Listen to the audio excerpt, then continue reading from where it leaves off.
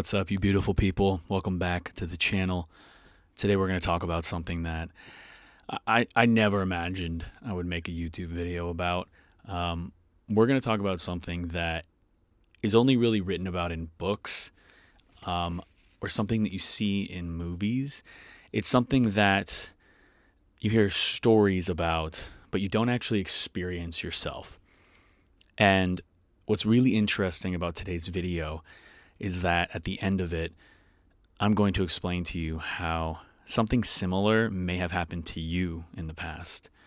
And this video is not to scare you or petrify you or freak you out, but it is something that we should all be aware of. It is something that we should be cognizant of because it can really change our experience in this life and it can really affect our practice. And I'm going to be speaking from my own perspective and telling you my own story behind this, and I'm also going to tell you my research on this subject, specifically in regards to Theravada and Buddhist practice. As you know, that's what we talk about on this page, and how to live life more peacefully. And I'm going to explain to you the relationship between my experience and what I learned during my research, and then maybe you can sit with it and decide for yourself if it's something that maybe you've experienced as well. So in today's video, guys, I'm going to talk about possession, and specifically my experience with possession and what happened to me a few weeks ago. That was pretty crazy. So again, this video is not to scare you, but if you are of the faint of heart, or if this idea just freaks you out, I'm not here to freak you out. I'm not here to engage you in a scary story. I'm here to just tell you what happened, what I think happened, what I know happened, and also what I did to get out of it, and also what I learned about it and what I learned from it. So first things first, if you're new to the channel, my name is Bradley Marcus. We study Dhamma here on this channel. We talk about ancient Buddhist practice that is not religious. It is not religious, and it's not even philosophical in a lot of ways. It's really just an art form. Just like martial arts is an art form, just like martial arts is an art form of the body, Theravada and Buddhist practice, Dhammic practice, studying the Dhamma and practicing the Dhamma, is an art form of the mind, and how we can change our relationship to our experience around us to live more peacefully and to relieve ourselves from that suffering that we all experience as humans. Now that the intro is over, yeah, guys, basically I was possessed. And not in the exact terminology where, when you hear the word possession, you're probably thinking of like The Exorcist, that movie. My head didn't turn around. I didn't float off the ground. I didn't start speaking in tongues or anything like that. But a few weeks ago, something changed within me, and it wasn't very good. A few weeks ago, I noticed that I was becoming extremely irritable and extremely negative. And if you guys have been following me for a while, you know that's not really who I am. And ask my family and my friends. As long as I've pretty much been alive, I've been a pretty dang positive person. My first DJ name was DJ Bliss because I just believed in being happy all the time.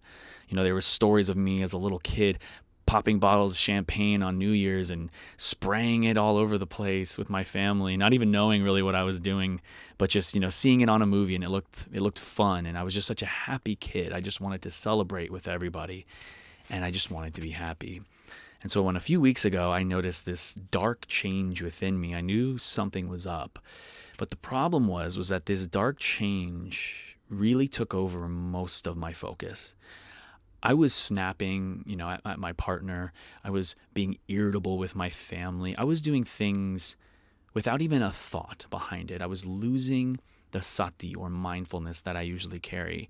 And although I was recognizing and reflecting later, oh man, I really shouldn't have done that, it was a quick thought that was passing and fleeting. And the next thing I know, I'm being mean again to somebody, or I'm being irritable, or I'm being negative. And this went on for a few weeks. And it reminded me of another experience that I had just like it about a month before. Now, before I move any further, I just want to tell you guys that I live in a very old house, and I encounter spirits here all the time. If you're familiar with Buddhist practice, they talk about different realms, and one of the realms is called the hungry ghost realm. And the hungry ghosts are really interesting because basically they're humans that passed away with a lot of attachment and a lot of greed and a lot of hatred and a lot of clinging. And because they had so much right when they passed, they fell into the hungry ghost realm, and they are just constantly looking for more. And so the reason I'm telling you this is that I've encountered these beings before in my home. I've encountered beings on their way to the next life before. And typically what I'll do is I will just speak with them. If I feel that they are spending some time in my home and they're overstaying their welcome, I will ask them politely to leave, coupled with a nice saging of the house. If you ever want to know how to do it properly, I can make a video on that. But basically, I understand that these beings are lost and that they're craving and that they are themselves suffering. And so when I experience a negative energy, or even just an energy in my home that, is a ghost, so to speak, or whatever you want to call it, interdimensional being, I come at it with compassion. But I also come at it with a firm boundary. So anyway, beings come and go in this home. I see them often. But this one, the first time this happened, there was something a bit different. And that was that the being wasn't just at my house, it was with me everywhere.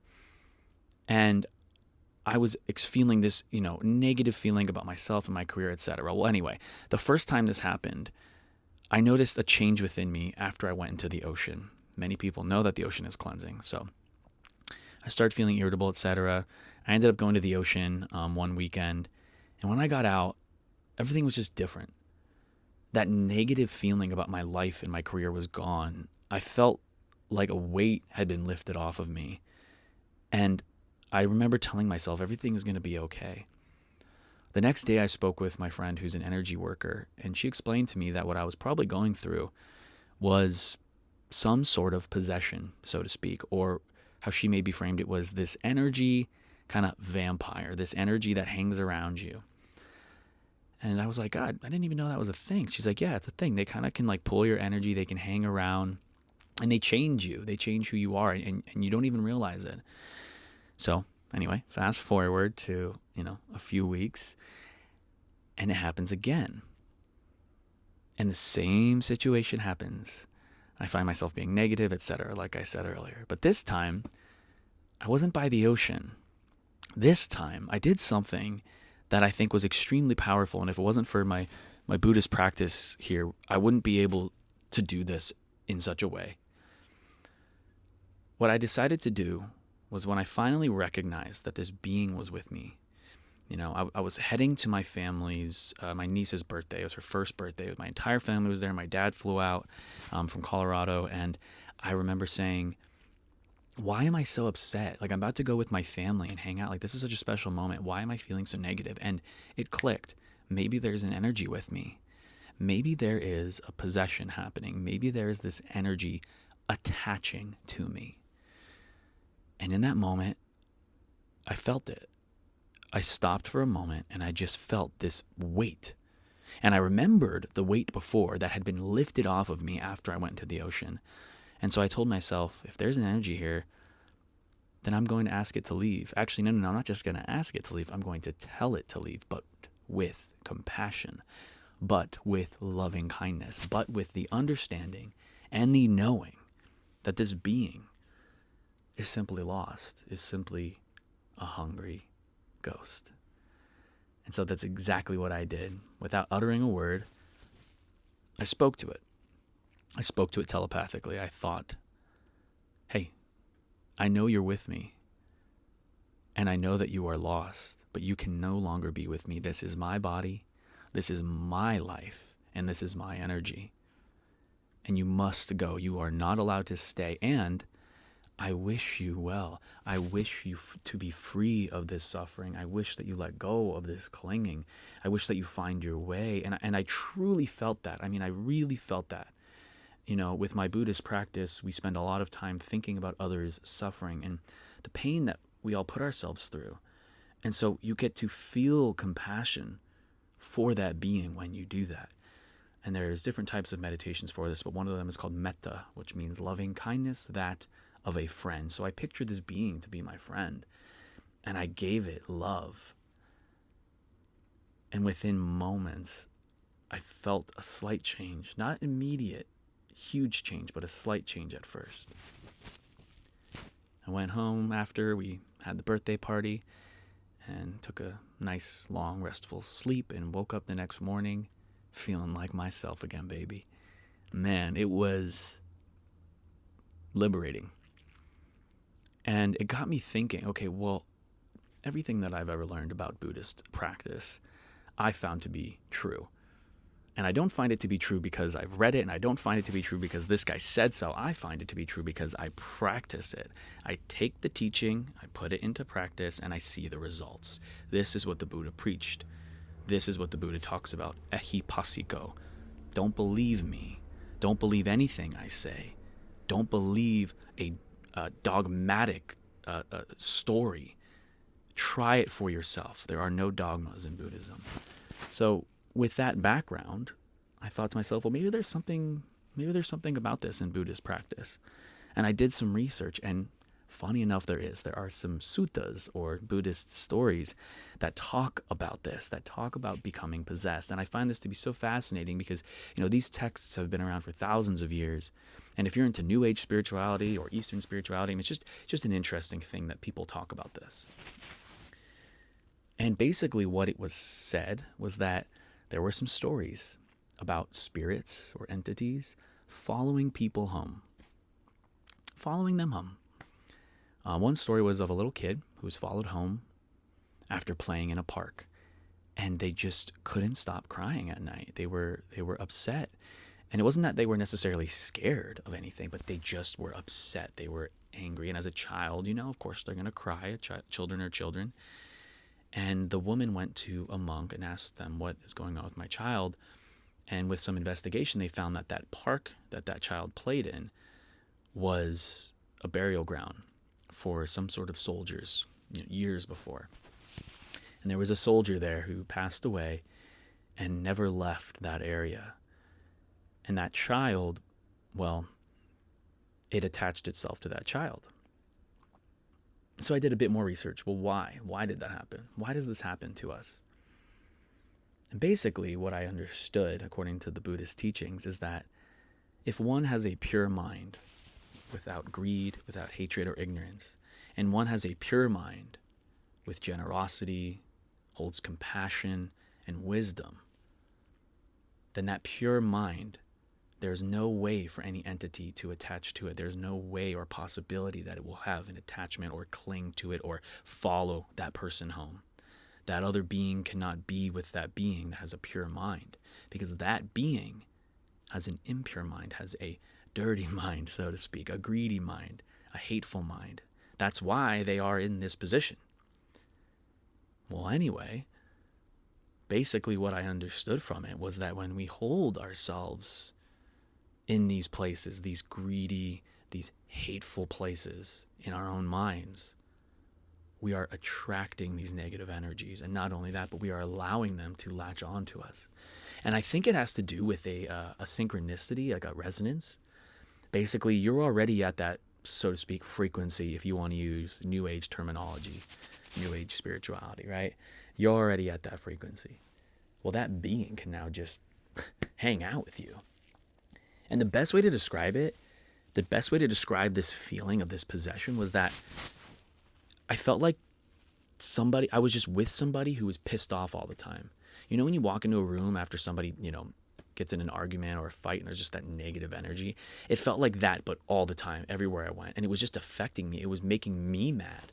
Kind of like when you get in a fight with somebody and they're mad, and then you get mad and they get mad, and it's just back and forth. And so once I released this being, I truly felt like myself again. And what I started to do that has prevented, I think, from this happening again is recognizing my own greed, my own hatred, and my own ignorance, and not falling into those types of mind states, those unwholesome mind states. Because I know that will simply attract energies like this. And the problem with that is once they're with you, it's pretty hard. It's pretty hard to get out of it. And if I'm not mistaken, I think even the Buddha recommended that you should not hang around those who are greedy, hateful, and ignorant, because it's not going to help your practice. It's going to hurt it. So it makes a lot of sense when you start putting it together. And if you've made it this long in the video and you're still not convinced that ghosts are real or interdimensional beings are real, that's totally fine. I simply ask that you meditate on it. You take some time and think about it quietly, alone. Don't listen to me, don't listen to anybody else. And from, I guess, more of just a logical thinking perspective, to me, I think it makes a lot of sense that there are a lot of things we don't understand in this reality. And I can tell you through many of my own meditative experiences, I have seen, felt, and heard things that are somewhat unexplainable.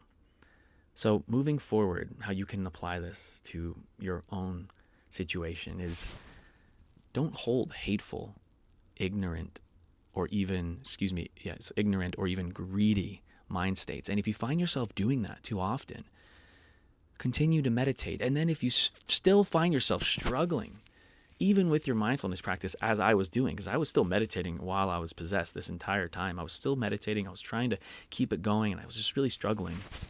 Then maybe think about how this could be happening to you. Maybe in the past, your negative, greedy mind states brought in another being that was similar to you and is just hanging out with you. And if that's the case, cleanse yourself.